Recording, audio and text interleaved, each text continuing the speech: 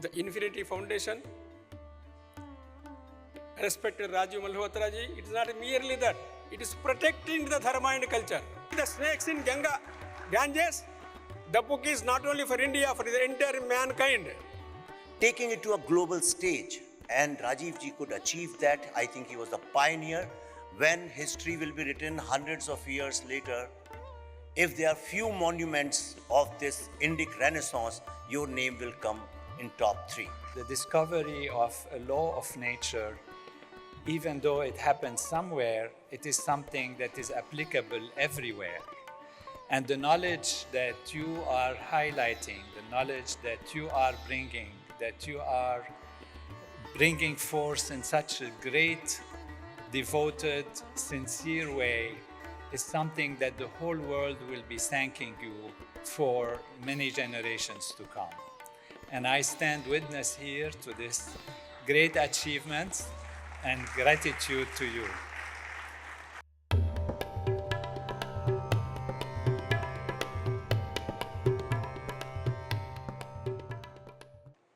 It is now my great honor to welcome a towering figure of lifelong service to Dharma. Shri V. Bhagayya ji is the Akhil Bharatiya Karani Sadasya, National Executive Member of the Rashtriya Swayamsevak Sangh, and has dedicated over 6 decades of his life in tireless service of Rashtra Dharma.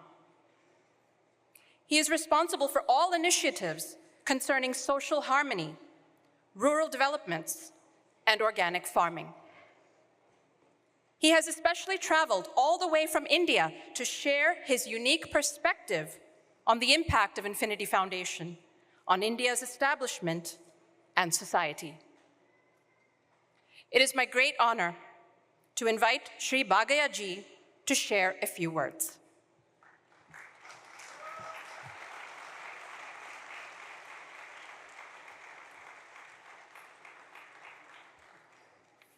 Akhanda mandalakaram vyaptam yena characharam tatpadam darshitam yena tasmai Shri Gurave Namaha. Respected Rajiv ji and family, respected Vivek Agnihotri ji, and respected Tony Nader ji, and Shri Nader ji, and respected all Sant Mahatma, the Dharmic organizations, and the intellectuals, and the academicians, and so many social workers, my humble pranams, mothers and sisters, to all of you. At the very outset, after seeing all these things, before also we knew, from my bottom of my heart, with the folded hands and bowing my head, I congratulate not only from myself, from the entire Rashtriya Swayamsevak Sangh from Bharat.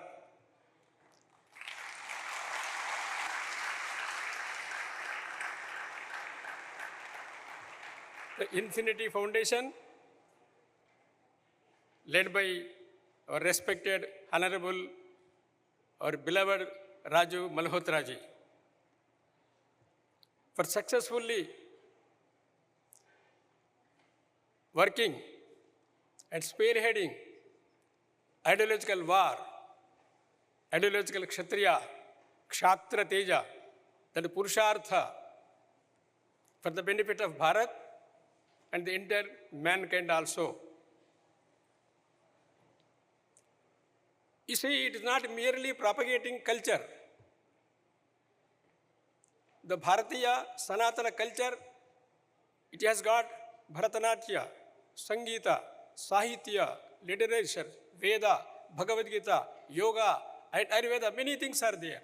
Great, eternal.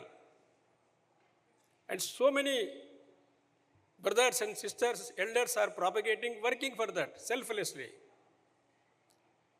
But the Infinity Foundation, respected Rajiv Malhotra ji, it is not merely that, it is protecting the Dharma and culture with courage and conviction. You see, today the whole atmosphere is very convenient. But 30 years back, when he started his voice, no, these all people from the foreign funded organizations, in the name of service organizations, in the name of NGOs, vested interested groups from the foreign countries, European countries, from the same land, some people who are denigrating the Bharatiya culture, Sanatana Dharma, and Bharatiya Itihas, not only denigrating, misinformation, wrong information, misguided information. Why? To dismantle the Bharatiya culture and Bharatiya society. To wipe out the society. Friends, mothers and sisters, you know, today there is no Persia. There is no Parsi people in Persia because they were persecuted. The nation became wiped out. In the same way, for the last 3 centuries, 4 centuries, ideological war is going on in Bharat. To wipe out the Bharatiya society, Bharatiya culture, Bharatiya values of Sanatana Dharma, love and affection and sacrifice, all these things are denigrated. They got powerful country support, powerful political party support, political power support, and large crores of rupees funding. At that juncture,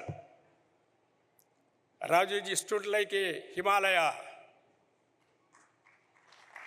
like a great Arjuna who fought for Mahabharata war and won.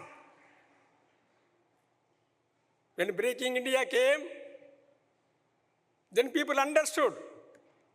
You see, in those days, it was very difficult to write these books. Marxist leftist nexus, international church nexus, and so many political powers, how they carried out continuously. This Bharat is not a Italian nation. Arya, Dravida is entirely different. Aryans came from outside. Tamil Nadu is nothing to do with an entire nation. All people are being persecuted in India. All superstition, Bharat means superstitions, high and low, high caste, low caste, all domination. All these things intentionally they started. By understanding all these things, Rajivji studied, did research, put so many research scholars. So Breaking India came. When Breaking India book came, it was eye-opener to the intellectuals of so many Indians. In India, there are so many intellectuals who are completely denigrated Bharat by Western interests, by selfishness, by ignorance also. To all those intellectuals who are denigrating Bharat and Bharatiya culture, it was a real attack. At the same time, there are so many good intellectuals with a sincerity, but dormant, low profile, no courage to speak out. If they speak out, they was victimized. Here you see our Vivek Agnihotri ji, how he was welcomed in our Jadavpur University, where I was living in Calcutta. Because he's a great personality, he's a great intellectual, he's a dedicated, he's a patriot, he's a man of cultural values, he's a man of Bharatiya cultural values, but he was attacked. And so-called intellectuals supported those people who are goons. At this juncture, Rajiv Malhotra ji worked and brought so many books. He brought out a new narrative, right dimension. So all the intellectuals in India, right intellectuals, right thinking intellectuals, and abroad also they got conference. Prior to that also, Dharmapalji, Ram Swarupji, so many people, they worked. But Rajivji from America, you see, from America he started the war, bringing out intellectual Kshatriyas. And from America, to the entire world, to the entire Indian community, Bharatiya culture, he gave a direction. That is why no onslaughts can wipe out this Bharatiya society. Bharatiya society, Bharatiya cultural values, Sanatana Dharma, Hindu cultural values are eternal.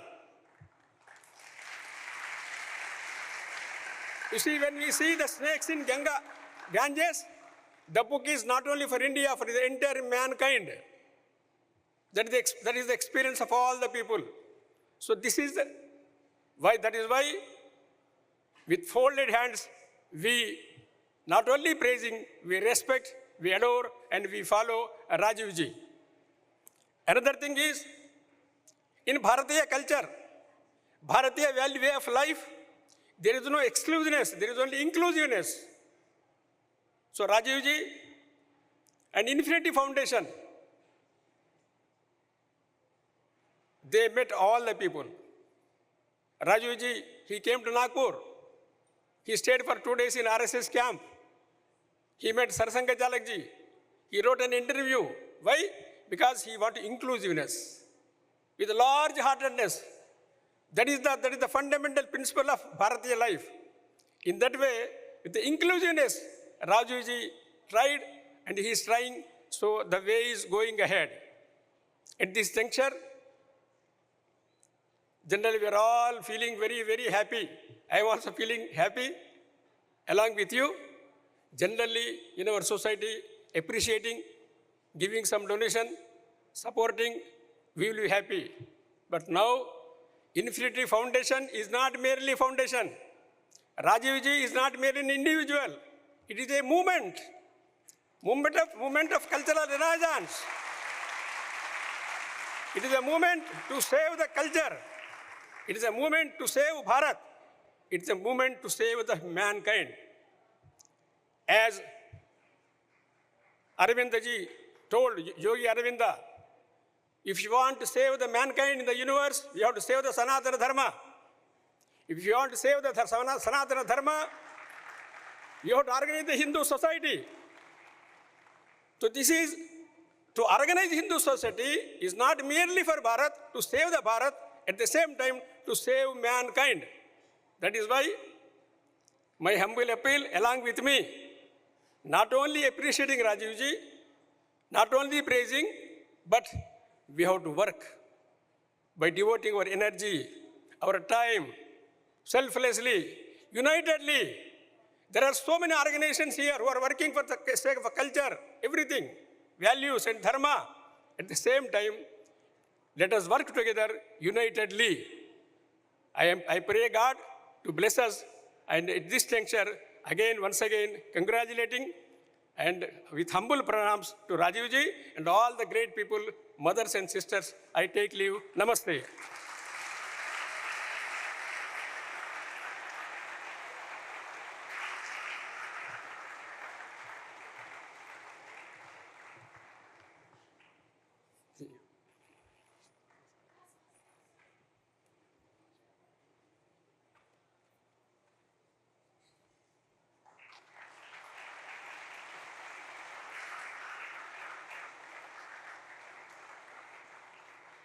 Thank you, Shri Bhagayya, for your powerful words. We are deeply grateful for your presence with us today. At this time, it is my absolute pleasure and privilege to call to the stage one of the boldest and most influential voices in Indian cinema today. Vivek Agnihotri is an acclaimed director, producer, and writer whose work has sparked national conversations and stirred the collective conscience.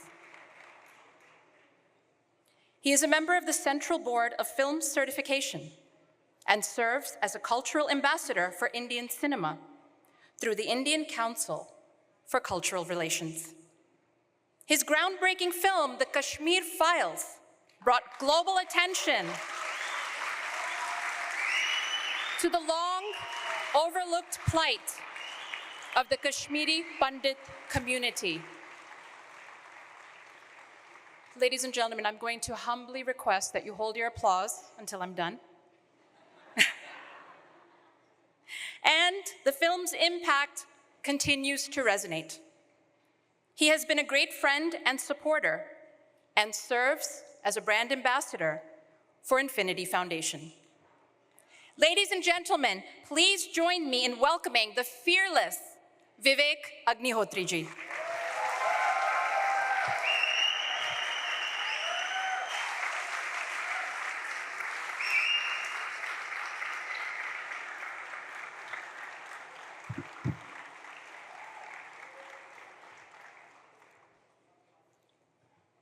Respected Rajiv ji, my guide, my friend, and my elder brother, and wonderful people of New York, New Jersey, and USA.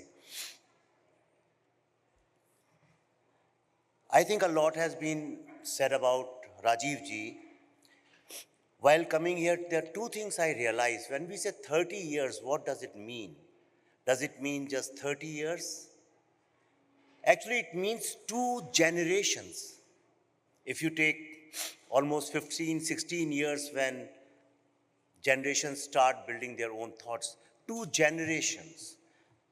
Rajiv ji, with his Infinity Foundation, has influenced and made an impact on 2 generations.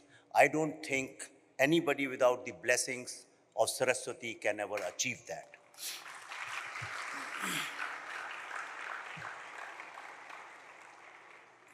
I have known Rajiv ji for a long time. I remember on one very cold winter morning, he invited me to his house, and I drove all the way to his wonderful house in nature, in deep jungle. And when I entered his house, he was just sitting on his desk and he was just working. And that's where I realized that there are lots and lots of people who are trying to be like saints. There are very few people who are saints trying to be politicians. You are one of them. And I say politician not in terms of electoral politics. What I mean is there is a big politics of narratives. We are living in a world, I call it war of narratives. And in this war of narratives, the greatest civilization on this planet, which is our civilization, the Indic civilization, the Hindu civilization. When all the civilizations perished, there is only one civilization which survived, and that's ours.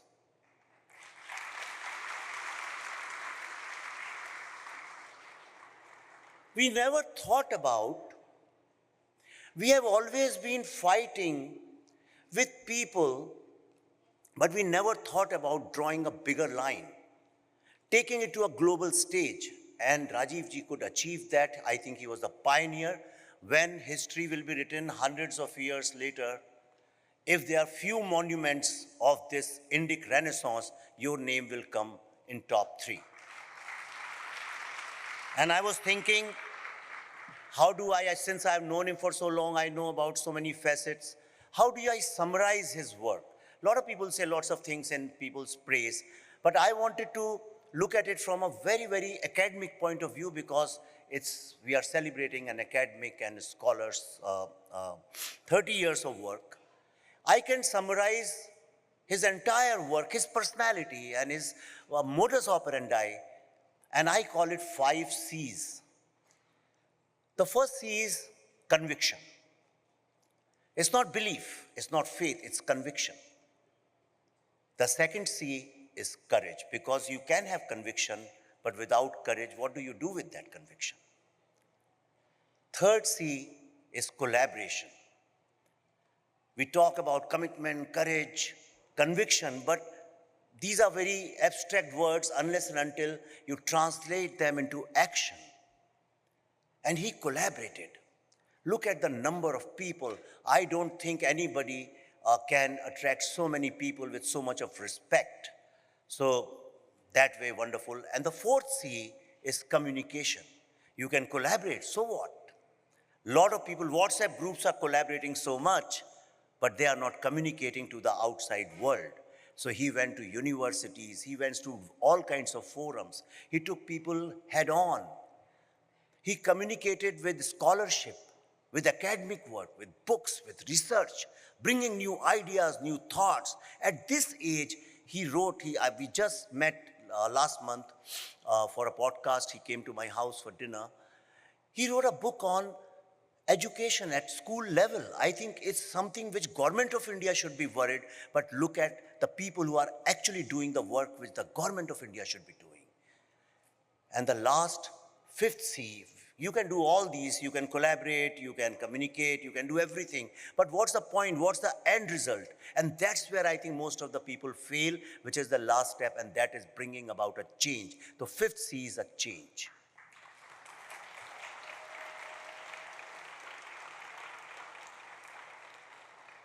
A lot of people ask me that people like Rajiv ji, people like me, Hari Kiran ji, who actually one of my mentors in writing books, Urban Excels was actually a project sponsored by him. So lots of people are working for Indic Renaissance. A lot of people say, why do you need that? You can call it Hindu Renaissance or Indic Renaissance, whatever. A lot of people say, why do you need it? What is the need? We have political power. Everybody knows us. India's name is everywhere. No, that's not the reason. That can be done with simple publicity, marketing, advertising. It's very easy. State power can do anything. Indic Renaissance has to be separated from political power. That's when it becomes Renaissance. As long as it is nurtured, mentored, or governed or directed by the political power, it can never be Renaissance. Renaissance has to be people's movement. And why do we need it? I ask myself, a lot of people ask me, and I want to share this with you, because it's very important. We are standing at a point, great Indic civilization is standing at a point where it's very important for you to understand why. There is no other society in the history of humanity which has been persecuted and enslaved for 1,000 years at a stretch, where your architecture was destroyed, not fully. Some remnants were left so that you remember, the generations remember what can be done to you. Your architecture was destroyed. Your culture was destroyed, your literature was destroyed, and above everything, besides everything, your confidence was destroyed. You stopped believing in yourself. You started believing that somebody else is superior than you. Anybody who was not your color, who was brighter color, you thought this person is superior to me. You thought anybody who speaks English is superior to you. You thought anybody who comes from the West is superior to you. We were filled with this low self-esteem. After 1,000 years of torture, after 1,000 years of persecution, it's very important that we rise again. I recently made a film called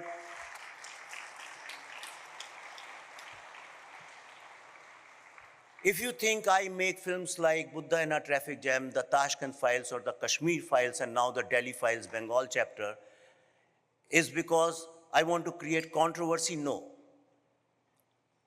I'm doing it very, very consciously. I'm making them to make young Indians realize what we have lost. Everybody is talking about the past glory. Everybody is saying how great we were. My question is, if so great we were, where is that greatness gone?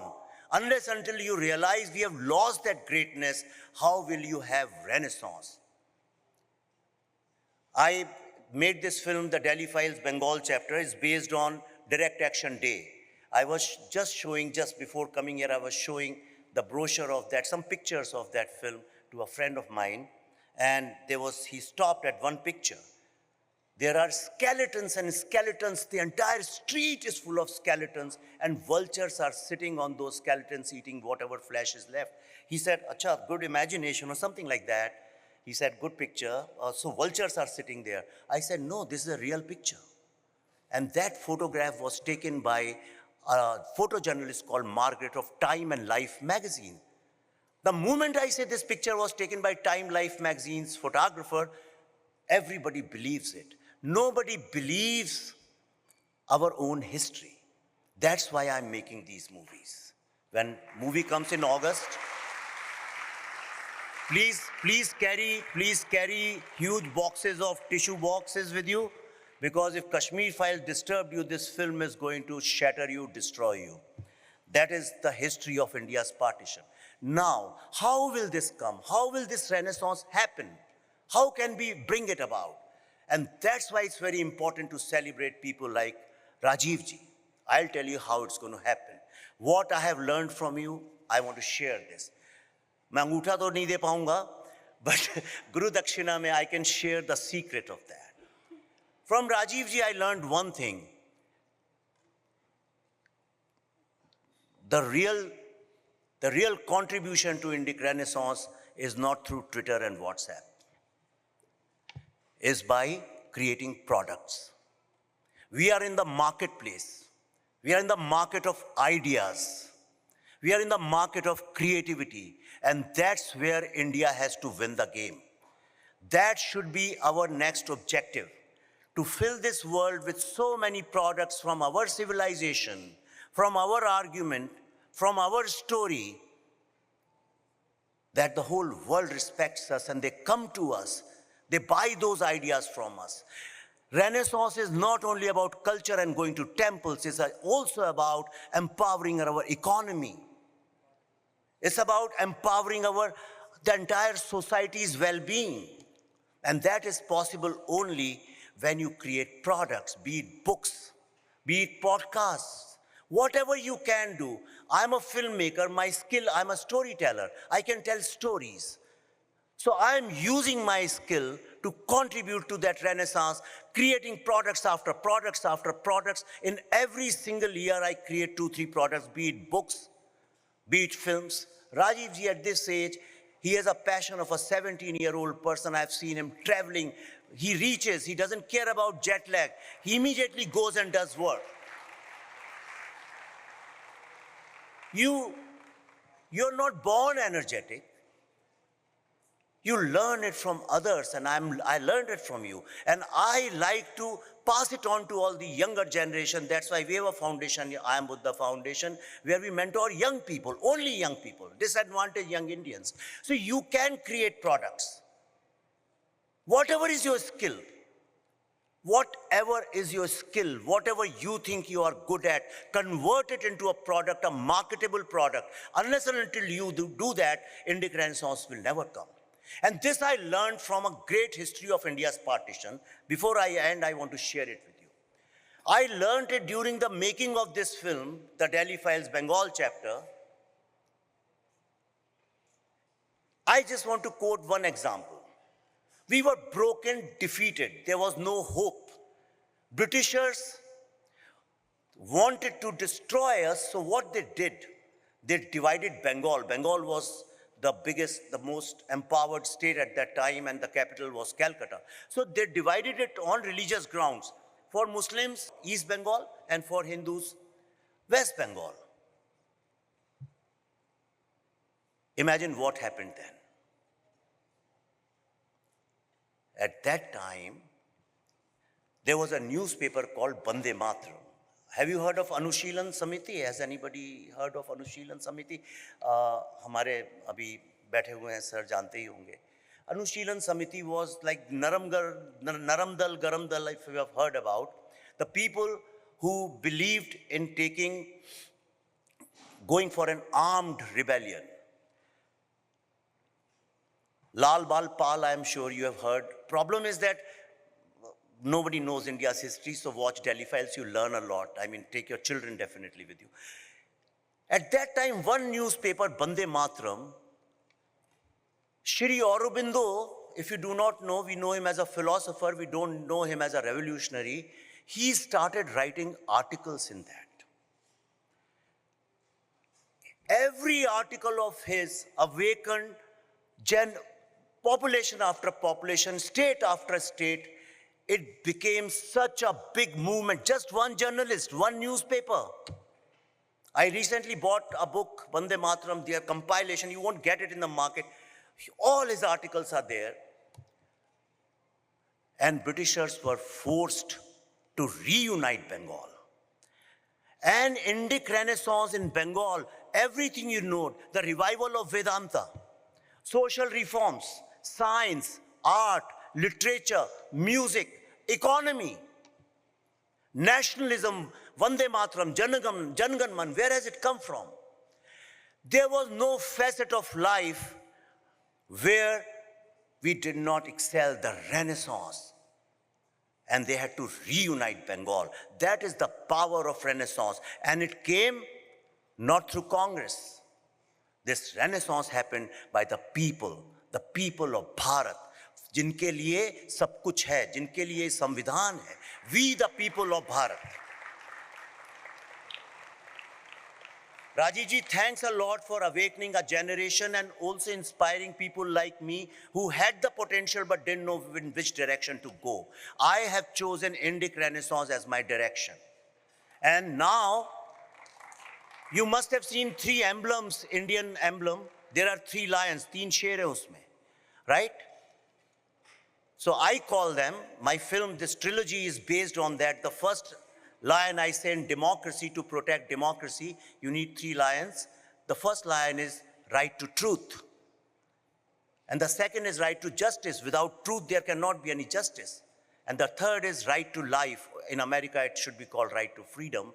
So right to freedom, Indian Constitution calls it right to life. But do you know, there are not 3 lions, there are 4 lions.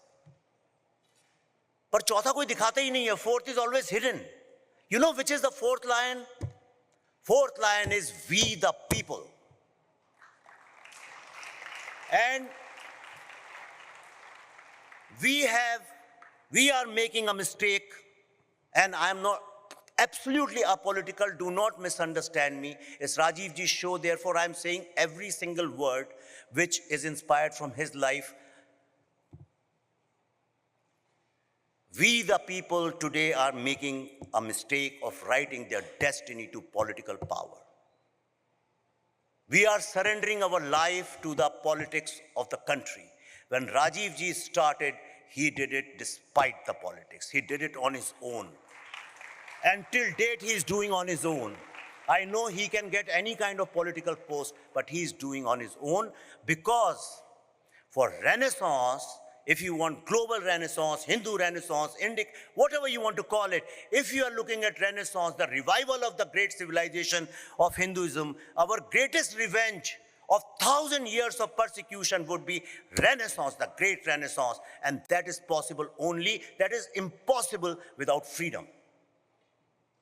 So it's an era of we the people. And that's why I'm working, fighting. When he was talking about they attack you at Jadavpur, because I think it's my responsibility. It's nobody's country, it's our country. Bharat is ours. When you say Bharatiya, you own it. So it's time to take ownership. Rajiv ji, I wish you great, great, wonderful, healthy, prosperous, and inspired. Please keep inspiring. The entire nation owes it to you for inspiring people like me, a small-time filmmaker, and you changed my life. Thank you very much, Rajiv ji.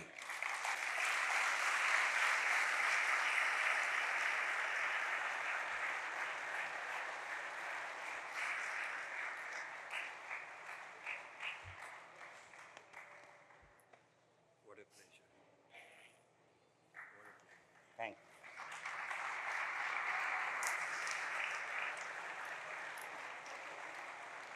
Please. Thank you very much, Vivek ji, for your stirring words and for your courageous storytelling that continues to awaken hearts and minds around the world.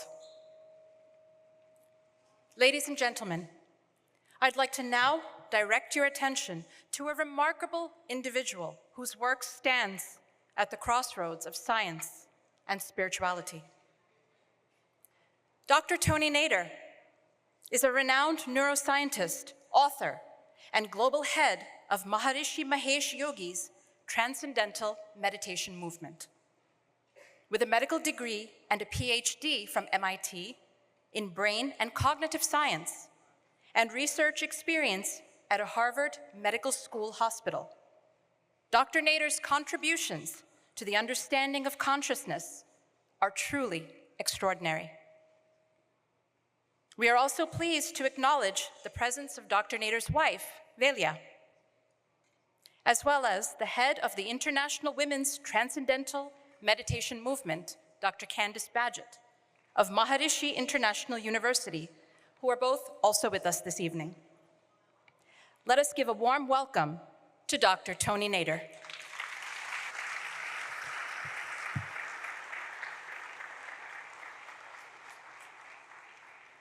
Namaste, thank you for having me. Shri Malhotra ji, congratulations.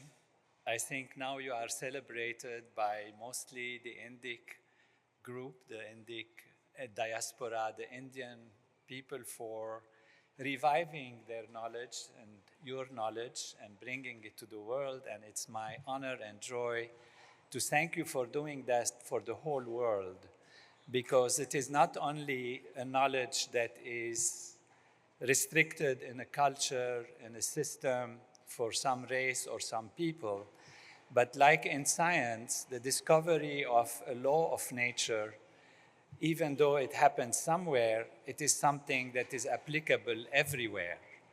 And the knowledge that you are highlighting, the knowledge that you are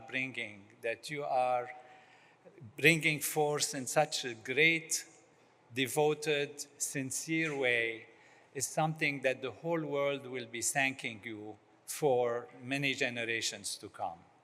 And I stand witness here to this great achievement and gratitude to you. Srimati Chandrika ji, Shri Bhagayya ji, Shri Agnihotri ji, Shri Nader ji, these are the speakers. Great leaders assembled today.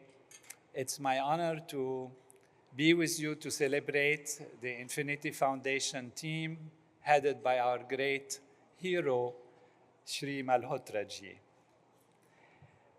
The knowledge that is brought has so many angles, so many values, and we have heard from great speakers, great devotees about those values. I'd like to highlight one aspect which is very important and has been dear to our founder, His Holiness Maharishi Mahesh Yogi. And that is the ability to see what he used to call the third element.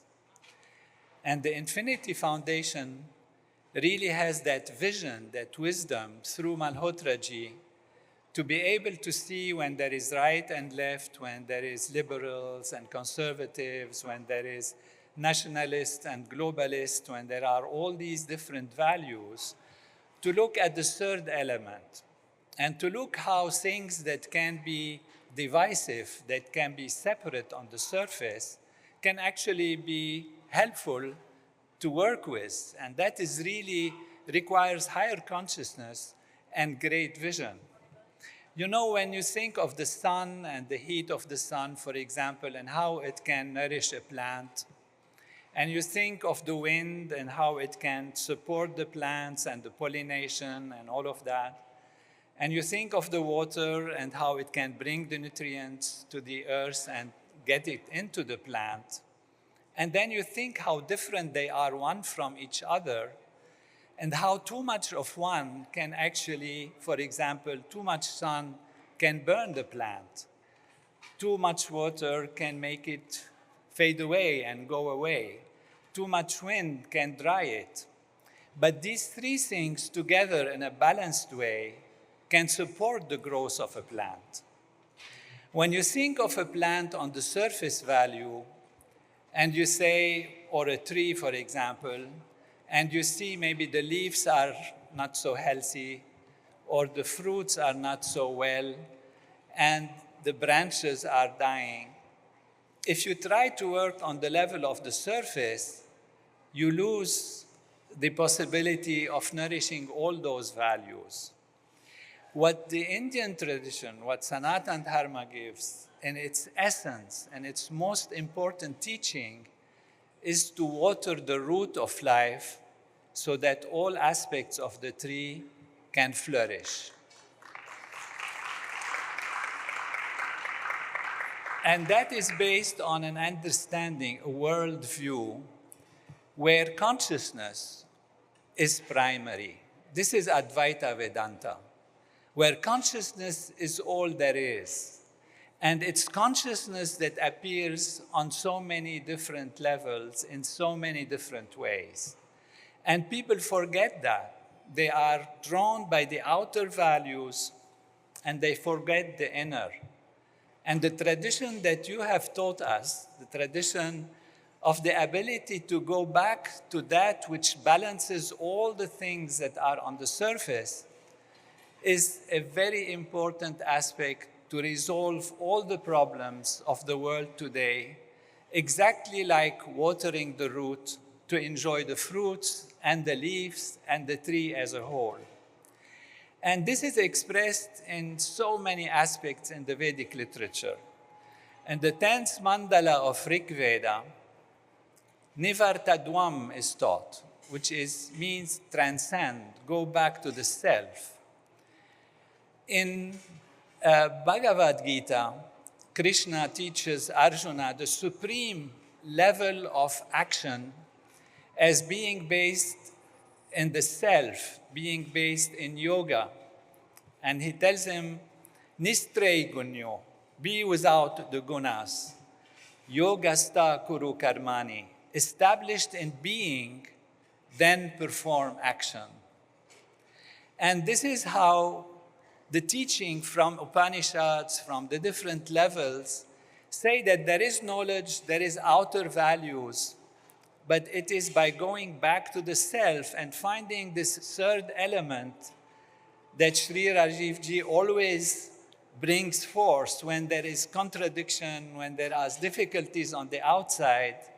I have seen him, expressed with him, had the honor to do with him podcasts, and see how he's able to see a third element. When people are stuck with things and feel divided, then this is the Infinity Foundation contribution through all of your work, and we really are very honored that you are doing all of that. One shloka in the first mandala of Rig Veda summarizes the entire value of knowledge. Knowledge on the outer value and the organizing power that comes from the inner value. And that shloka goes like this, Richo akshare parame vyoman, yasmin deva adivishve nishedu, yastanna veda kim richa karishyatiya ittad vidusta ime samasate. And what this says is, the riches of the Veda, the knowledge, comes from a field that is within, in the para, and the unbounded, and the unmanifest field of existence. That is the transcendental field of pure being, pure Atma. He who knows that, then the riches can do everything for him. He who doesn't know that is acting only from the surface level, and their action will not be as effective.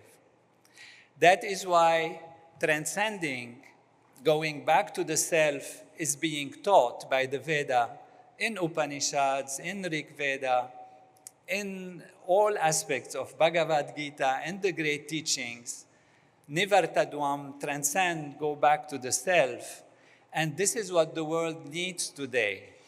Going back to that which is the source of all balance on the surface, that which allows unity to be lived in the midst of diversity.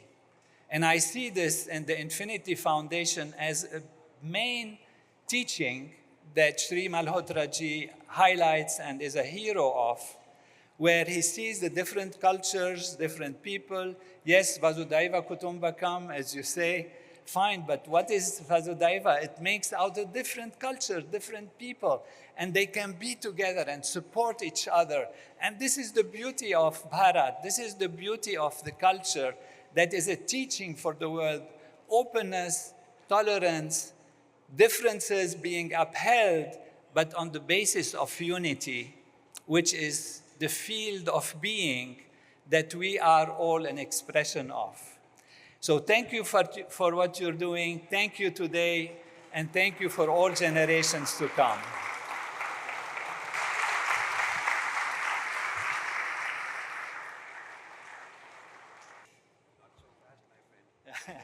It's so good to see you again.